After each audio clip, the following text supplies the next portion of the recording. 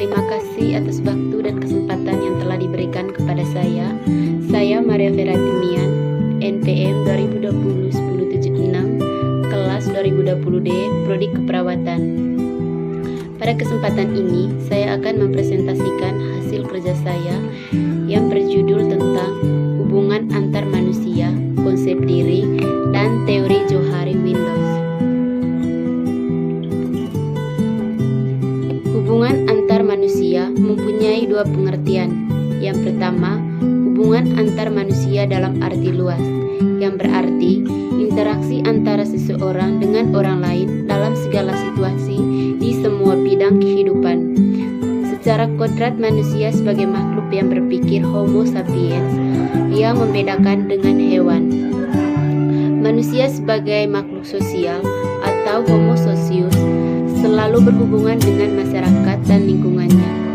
Menurut Ferdinand Tönnies, manusia hidup bermasyarakat mempunyai dua jenis pergaulan. Yang pertama, pergaulan Gemeinschaft.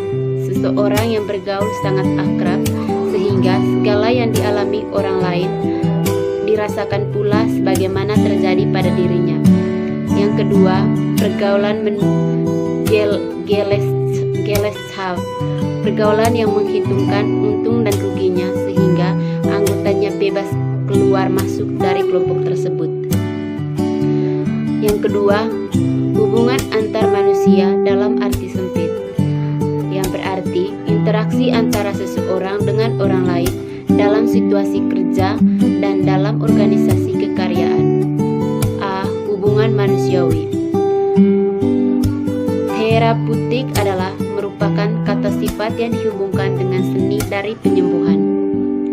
Hubungan terapeutik, hubungan antara perawat atau bidan dengan klien lebih dari sekedar mutual partisipan. Hubungan ini merupakan sebuah proses di mana perawat atau bidan sebagai helper atau penolong mengintervensi kehidupan klien dan membantu klien untuk meningkatkan kualitas hidupnya. Hubungan terapeutik versus komunikasi. Menurut Abraham 1997 menyatakan bahwa semua interaksi memerlukan komunikasi. Stuart Sundell 1995 dalam menjalin hubungan terapeutik atau berinteraksi dengan klien diperlukan komunikasi. Komunikasi adalah hubungan itu sendiri di mana tanpa komunikasi hubungan tidak mungkin terjadi. Komunikasi adalah sarana yang sangat efektif dalam memudahkan perawat atau bidan membangun suatu interaksi dengan klien sehingga dapat melaksanakan peran dan fungsinya dengan baik. Komunikasi terapeutik adalah komunikasi yang direncanakan secara sadar, bertujuan, dan kegiatan dipusatkan untuk kesembuhan pasien.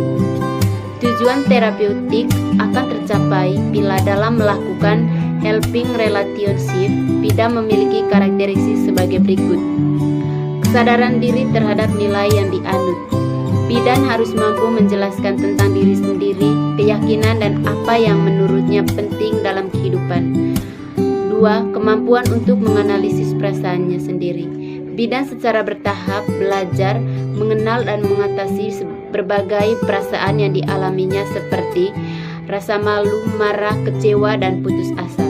Yang ketiga, kemampuan menjadi contoh peran. Bidan sebaiknya mempunyai pola dan gaya hidup yang sehat, termasuk kemampuan menjaga kesehatan agar dapat dicontoh oleh orang lain. Yang keempat, altruistik. Bidan merasakan kepuasan karena mampu menolong orang lain dengan cara yang manusiawi. Yang kelima, rasa tanggung jawab etik dan moral. Memperhatikan prinsip-prinsip yang menjunjung tinggi kesehatan atau kesejahteraan manusia. Yang keenam, tanggung jawab. Ada dua dimensi tanggung jawab yang perlu diperhatikan. Yang pertama, tanggung jawab terhadap tindakan sendiri. Yang kedua, tanggung jawab terhadap orang lain. Manfaat komunikasi terapeutik. Yang pertama, mendorong mengajurkan kerjasama antara bidan dengan klien melalui hubungan interpersonal bidan atau klien. Yang kedua, mengidentifikasi perasaan dan mengkaji tindakan yang dilakukan oleh bidan. Yang kedua, syarat-syarat agar komunikasi menjadi efektif atau Stuart dan Sunden. Yang pertama, komunikasi harus ditujukan untuk menjaga harga diri pemberi dan penerima pesan. Yang kedua, komunikasi yang menciptakan saling pengertian harus dilakukan lebih dahulu sebelum memberi saran, informasi maupun masukan. Tujuan hubungan antar manusia. Yang pertama, menemukan diri sendiri. Yang kedua, menemukan dunia luar. Yang ketiga, membentuk dan memelihara hubungan yang bermakna dengan orang lain. Yang keempat, mengubah sikap dan perilaku sendiri dan orang lain. Yang kelima, bermain dan hiburan. Yang keenam, memberikan bantuan. Teknik-teknik hubungan antar pribadi. Yang pertama, konseling langsung yang terarah atau konseling yang pendekatannya terpusat pada konselor dan aktivitas utama terletak pada konselor. Langkah-langkah yang pertama, A. Menjalin hubungan yang akrab dengan konselin sehingga tumbuh kepercayaan. B. Mencari informasi masalah yang dihadapi konseli dengan pertanyaannya. C. Menganalisa informasi data yang kita dapat dari konseli kita analisa. D. Memahami masalah yang dihadapi konseli dan mendiagnosanya. E. Menginterpretasikan informasi. F. Memberikan nasihat dan sugesti. Yang kedua, konseling tidak langsung yang terarah. Pendekatan yang terpusat pada konseling dapat digunakan oleh konselor yang tidak begitu berpengetahuan tentang psikologi. Baik, yang kedua saya akan menjelaskan tentang konsep diri. Konsep diri, pandangan kita mengenai siapa diri kita yang kita dapat informasi dari orang lain kepada kita. Pemahaman, kepercayaan, dan keyakinan seseorang tentang dirinya yang mempengaruhi hubungan dengan orang lain atau Stuart dan Sunderland. Hal ini meliputi persepsi individu tentang yang pertama, karakteristik dan kemampuan. Yang kedua, interaksi dengan orang lain dan lingkungan. Yang ketiga, nilai-nilai yang berhubungan dengan pengalaman dan objek sekitarnya. Yang keempat, tujuan dan idealisme, semuanya berhubungan erat satu dengan yang lain. Proses pembentukan konsep diri. Yang pertama, umpan balik orang lain. Yang kedua, konsep diri. Dan yang ketiga, perilaku kita. Dan yang ketiga, saya akan menjelaskan tentang teori Johari Windows. Yang pertama, mengenal diri sendiri dengan teori Johari Windows. Menurut Joseph Louf dan Harrington Igman memperkenalkan konsep Johari Windows terbagi menjadi 4 kuadran. Gambar kesadaran diri oleh Johari Windows. Kuadran terbuka atau diketahui diri dan orang lain, yaitu kuadran tersembunyi atau rahasia, hanya diketahui diri sendiri.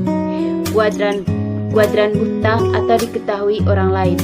Kuadran yang tidak diketahui atau tidak diketahui diri sendiri maupun orang lain. Prinsip berfungsinya 4 kuadran. Yang pertama, A.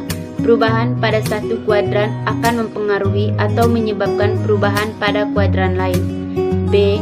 Semakin kecil atau sempit daerah satu atau daerah terbuka, semakin buruk komunikasi yang terjadi. C.